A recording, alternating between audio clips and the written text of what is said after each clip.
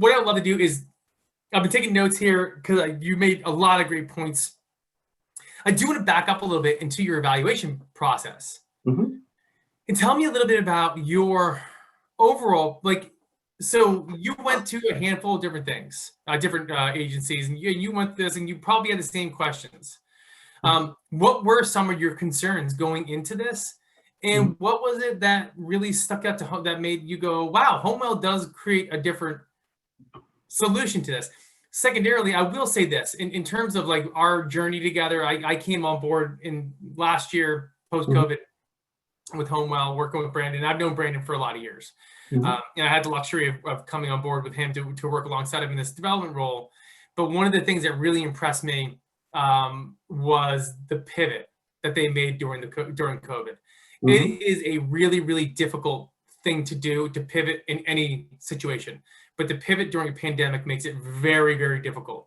But the ease and elegance that team pivoted to make discovery days, to make learning opportunities, to make training opportunities, all these different things. And they did it fast, they did it elegant and really, really full of energy and full of information. It was one of the most important things that attracted me to the company in general for my process.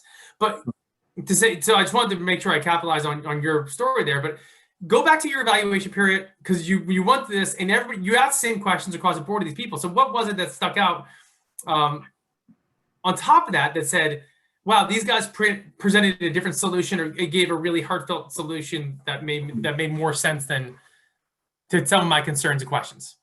You know, the thing about it for me was, I knew that after doing some investigating, I knew that the market, with my background, I knew that there was a long-term care dilemma out there. I knew this, okay?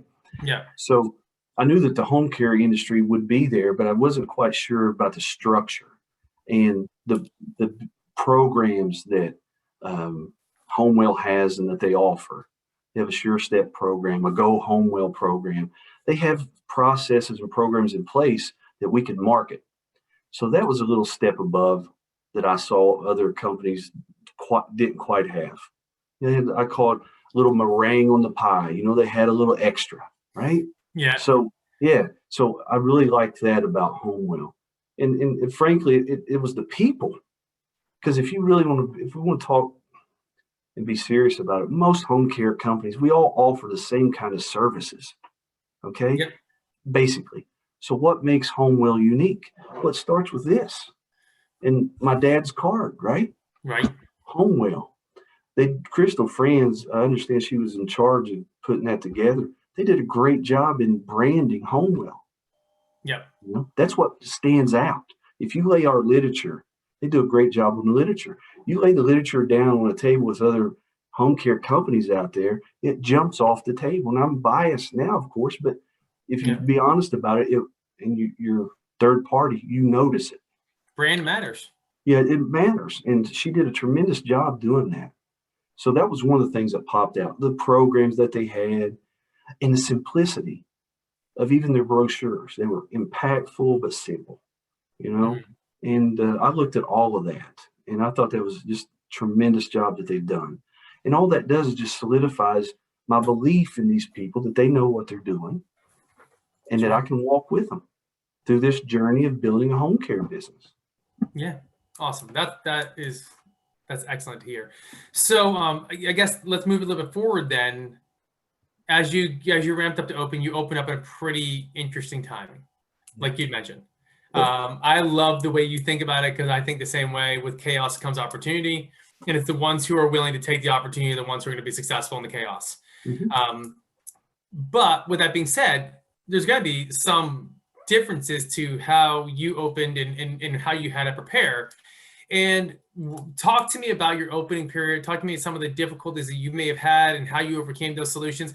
And then I want to get back to the meringue again. So I'm going to go back to that meringue again, but I want to definitely hear more about your story about that. Okay. As far as the opening process goes, you know, it slowed down a little bit as far as what you could do, and you know, people returning phone calls and looking at paperwork and things like that. You know, it slowed down a little bit. But I stayed on top of it. Most of the time when I talk to Brandon about licensing process, they said that the licensing process in states would take 3 to 4 months. I got it done in 3 weeks because I was on top of it. And I mean, every day I'm emailing.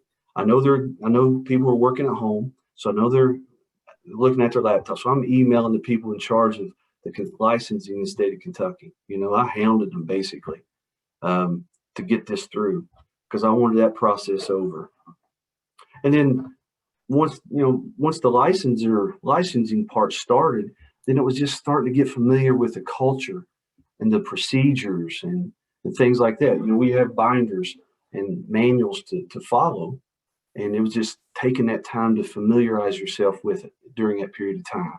Mm-hmm. See, again, HomeWell has the resources. They're already there. Yeah. You don't have to reinvent the wheel. You just actually put your name and number and address on it and add your little flair to it. But that's what they've done a great job of creating those resources for us. Yeah. And I just can't tell you how much I appreciate that. I had an old mentor of mine when I first got into the franchise world, and he said, the beauty about getting into a franchise is that the franchisor made all the mistakes for you. Bingo. Yeah.